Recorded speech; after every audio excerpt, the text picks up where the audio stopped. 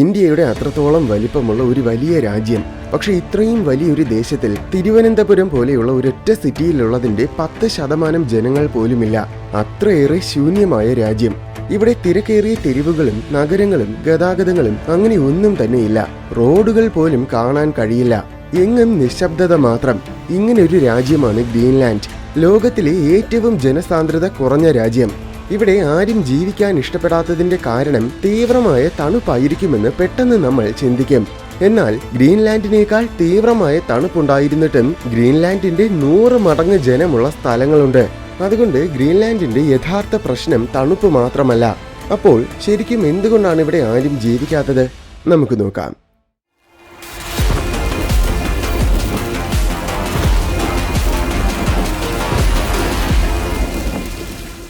ഭൂമിയിലെ ഏറ്റവും വലിയ ദ്വീപാണ് ഗ്രീൻലാൻഡ്. ഏതാണ്ട് 21 ലക്ഷം സ്ക്വയർ കിലോമീറ്റേഴ്സ് ആണ് ഗ്രീൻലാൻഡിന്റെ വിസ്തീർണത. അതായത് നമ്മുടെ ഇന്ത്യയുടെ 66% വലിപ്പം. എന്നാൽ ഗ്രീൻലാൻഡിലെ ആകെ മൊത്തം പോപ്പുലേഷൻ എന്നത് വെറും 56,000 മാത്രമാണ്. താരതമ്യേന പറഞ്ഞാൽ തിരുവനന്തപുരം സിറ്റിയുടെ പോപ്പുലേഷൻ എന്നത് ഏകദേശം 10 ലക്ഷമാണ്. അപ്പോൾ കേരളത്തിലെ ഒരൊറ്റ സിറ്റിയിലെ 5% മനുഷ്യർ പോലും ഗ്രീൻലാൻഡിൽ ജീവിക്കുന്നില്ല. അതിന്റെ ഒരു പ്രധാന കാരണം ഐസാണ്. ഗ്രീൻലാൻഡിന്റെ 80%-ഓളവും പൂർണ്ണമായും ഐസ് കൊണ്ട് മൂടപ്പെട്ട് കിടക്കുകയാണ്. ഇത് നിസ്സാരമായ ഐസ് ഒന്നുമല്ല. അന്റാർട്ടിക്ക കഴിഞ്ഞാൽ പിന്നെ ലോകത്തിലെ ഏറ്റവും വലിയ മഞ്ഞുപാളികളുള്ളത് ഗ്രീൻലാൻഡിലാണ്. ഈ മഞ്ഞുപാളികൾക്ക് ചിലയിടങ്ങളിൽ 3.5 കിലോമീറ്ററിൽ കൂടുതൽ ആഴമുണ്ടായിരിക്കും. ഓർക്കുക, നമ്മൾ സാധാരണ കാണുന്ന ഒട്ടുമിക്ക പർവ്വതങ്ങൾക്ക് പോലും ഇത്രയും ഉയരമുണ്ടായിരിക്കില്ല. ഭൂമിയുടെ നോർത്ത് ഭാഗത്തിൽ കരയിലെ മൊത്തം ഐസിൽ 90%-വും യഥാർത്ഥത്തിൽ ഗ്രീൻലാൻഡിലാണ്. ഗ്രീൻലാൻഡിലെ ഐസ് മുഴുവൻ പൂർണ്ണമായും ഉരുകിയാൽ ആഗോള സമുദ്രനിരപ്പ് 24 അടി വരെ ഉയരും. അത്രയേറെ മഞ്ഞുപാളികൾ നിറഞ്ഞ സ്ഥലമാണ് ഗ്രീൻലാൻഡ്. ആകെ തീരപ്രദേശങ്ങളിൽ ചിലയിടങ്ങളിൽ മാത്രമാണ് ഐസ് ഇല്ലാത്തത്. അതിനാൽ ഗ്രീൻലാൻഡിലെ മൊത്തം ജനങ്ങളും തീരപ്രദേശങ്ങളിൽ മാത്രമാണ് ജീവിക്കുന്നത്. ഗ്രീൻലാൻഡിൽ ചെറുതും വലുതുമായി ആകെ മൊത്തത്തിൽ 60 പട്ടണങ്ങളും 13 സിറ്റികളുമുണ്ട്. ഇതെല്ലാം തന്നെ തീരപ്രദേശങ്ങളിലാണ് സ്ഥിതി ചെയ്യുന്നത്. ഇതിൽ ന്യൂക്കാണ് ഏറ്റവും വലിയ സിറ്റി. ഗ്രീൻലാൻഡിലെ 40%-ൽ കൂടുതൽ പേരും ജീവിക്കുന്നത് ഈ ഒരൊറ്റ സിറ്റിയിലാണ്. പക്ഷെ ഇന്ത്യയിലെ ഏറ്റവും വലിയ സിറ്റികളുടെ പകുതി വലിപ്പം പോലും ഇതിനില്ല. ഗ്രീൻലാൻഡിന്റെ രാഷ്ട്രീയ സാമ്പത്തിക സാംസ്കാരിക കേന്ദ്രമാണ് ന്യൂക്ക്. പാർലമെന്റും ഗവൺമെന്റ് സ്ഥാപനങ്ങളും ഒക്കെ ഉള്ളത് ഇവിടെയാണ്.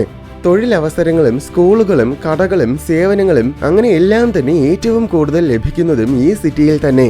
എന്തായാലും തീരപ്രദേശങ്ങളുടെ ചെറിയൊരു ശതമാനമല്ലാതെ ഗ്രീൻലാൻഡിന്റെ ബാക്കി മൊത്തം സ്ഥലവും ഒരു ഉപയോഗവുമില്ലാതെ വെറുതെ പാഴായി കിടക്കുകയാണ്. കരയിലുള്ള മഞ്ഞുപാളികൾക്ക് പുറമെ ഗ്രീൻലാൻഡിന് ചുറ്റിലും നിറയെ ഐസ്ബർഗ്സും ഉണ്ട്. അതായത് ഒഴുകുന്ന മഞ്ഞുമലകൾ. ഈ ഐസ്ബർഗ്സ് സമുദ്രപാതകളെയൊക്കെ തടസ്സപ്പെടുത്തും. സൂക്ഷിച്ചില്ലെങ്കിൽ ചിലപ്പോൾ കപ്പലുകളെ അപകടത്തിലാക്കുകയും ചെയ്യും.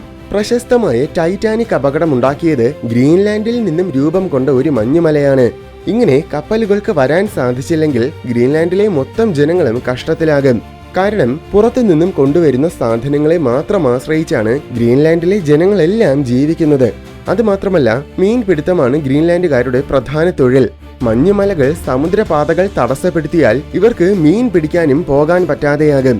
തീരത്തിന് സമീപം വലിയ മഞ്ഞുമലകൾ പിളർന്നു വീഴുകയോ അല്ലെങ്കിൽ മറിയുകയോ ചെയ്യുകയാണെങ്കിൽ അത് കാരണം ശക്തമായ സുനാമി തിരമാലകൾ ഉണ്ടാകും. ഈ തിരമാലകൾക്ക് സമീപമുള്ള പട്ടണത്തെ പൂർണ്ണമായും തകർത്തു കളയാൻ പറ്റും. അതിനാൽ ഗ്രീൻലാൻഡിലെ സകല പട്ടണങ്ങളും എപ്പോഴും ഐസ്ബർഗ്സിന്റെ ഭീഷണിയിലാണ്. ഈ ഭീഷണി കാരണം ചില പട്ടണങ്ങളിലെ ജനങ്ങൾ മുഴുവൻ ഇടയ്ക്കിടയ്ക്ക് നാട് വിട്ട് മറ്റൊരു പട്ടണത്തിലേക്ക് പോകേണ്ടി വരാറുണ്ട്. വലിയ ഐസ്ബർഗ്സ് പോലെ തന്നെ അപകടകാരികളാണ് ചെറിയ ഐസ്ബർഗ്സും.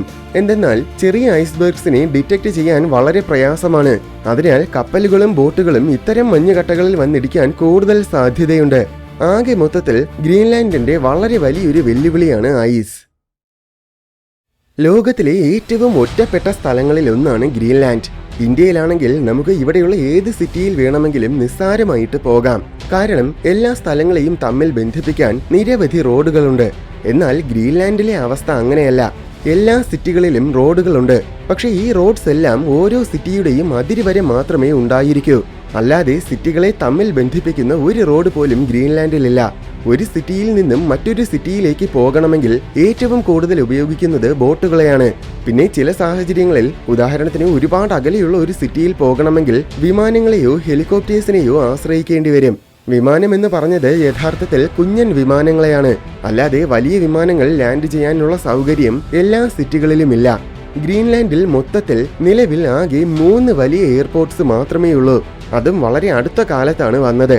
അതിനു മുന്നേ ഗ്രീൻലാൻഡിൽ എത്തണമെങ്കിൽ ഗ്രീൻലാൻഡിന് സമീപമുള്ള മറ്റൊരു ദ്വീപിൽ പോകണമായിരുന്നു. അവിടുന്ന് കപ്പലുകളിലാണ് ഗ്രീൻലാൻഡിൽ വരേണ്ടിയിരുന്നത്.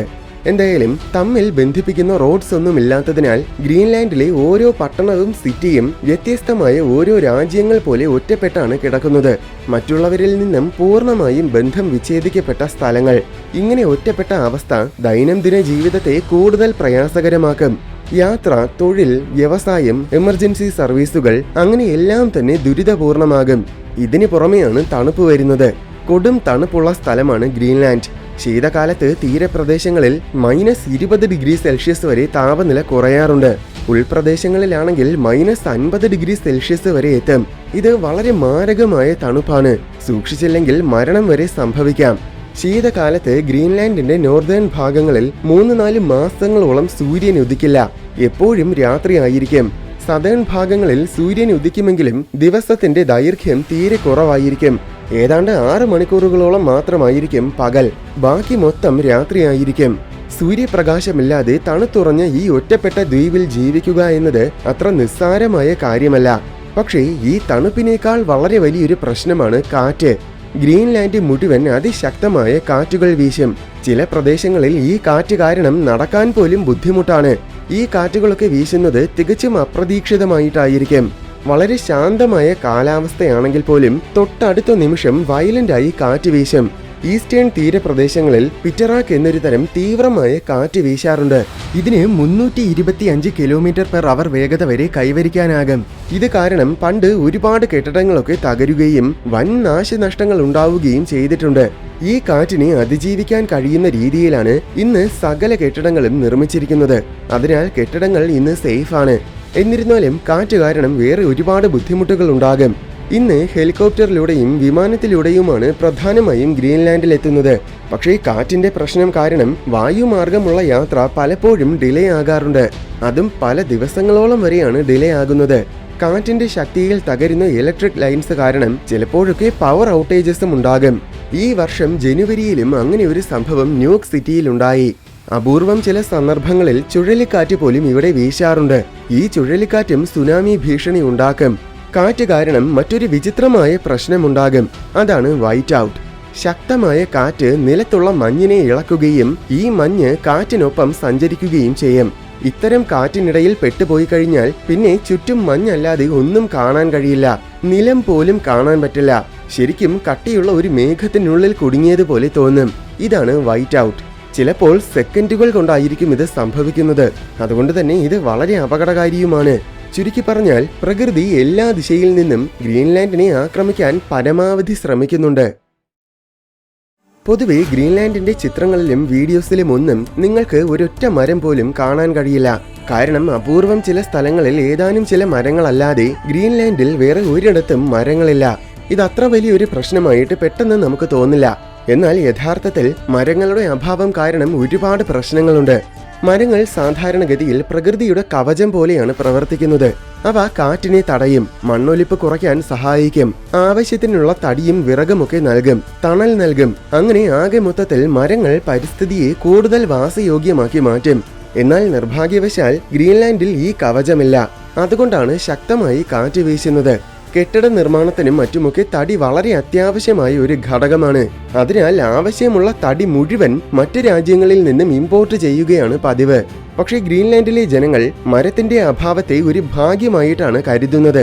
എന്തെന്നാൽ മരങ്ങളില്ലാത്തത് കൊണ്ട് ഒരുപാട് ദൂരം കാണാൻ കഴിയും.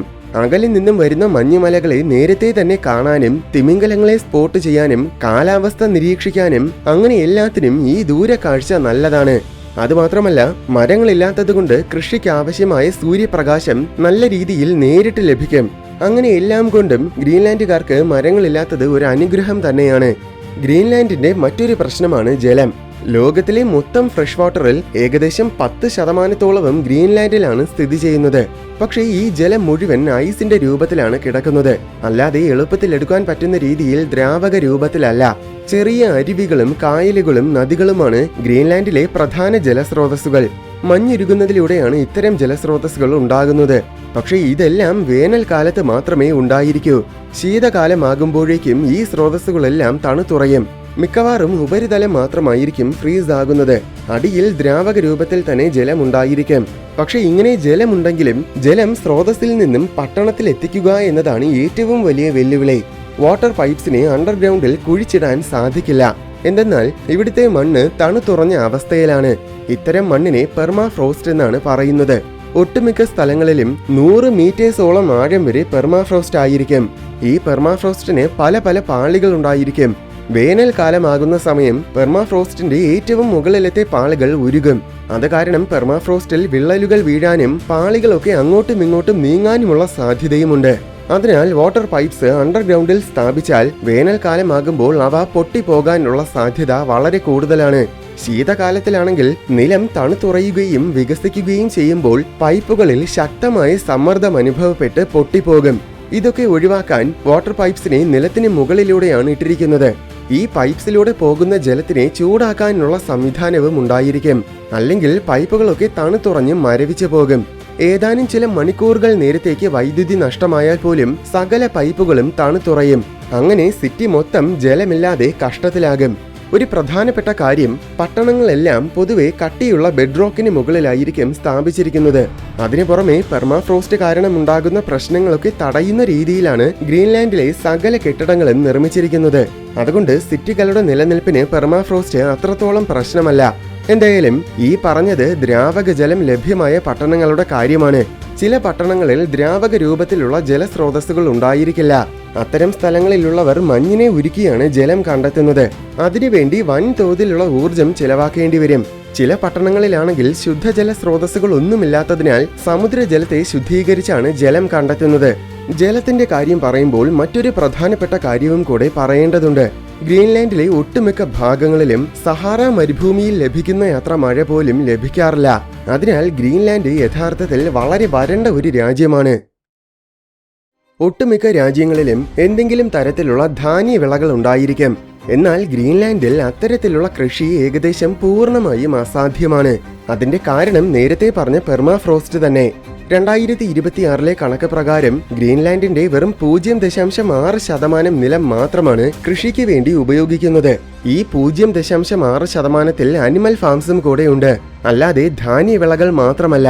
യഥാർത്ഥത്തിൽ ഭൂരിപക്ഷം കൃഷിയിടങ്ങളും ചെമ്മരിയാട് ഫാമുകളാണ്. അതിനാൽ ആവശ്യമുള്ള ഏകദേശം 99% ആഹാര പദാർത്ഥങ്ങളും ഇവിടെ ഇമ്പോർട്ട് ചെയ്യുകയാണ് പതിവ്.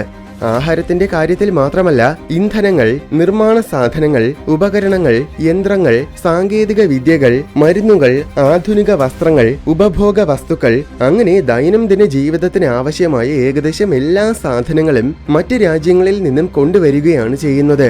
അതുകൊണ്ട് തന്നെ ഗ്രീൻലാൻഡിലെ ജീവിതം വളരെ ചിലവേറിയതാണ്. 4 അംഗങ്ങളുള്ള ഒരു കുടുംബത്തിന് ഗ്രീൻലാൻഡിൽ ജീവിക്കാൻ ഒരു മാസം ഏറ്റവും കുറഞ്ഞത് 5 ലക്ഷം രൂപയെങ്കിലും വേണം.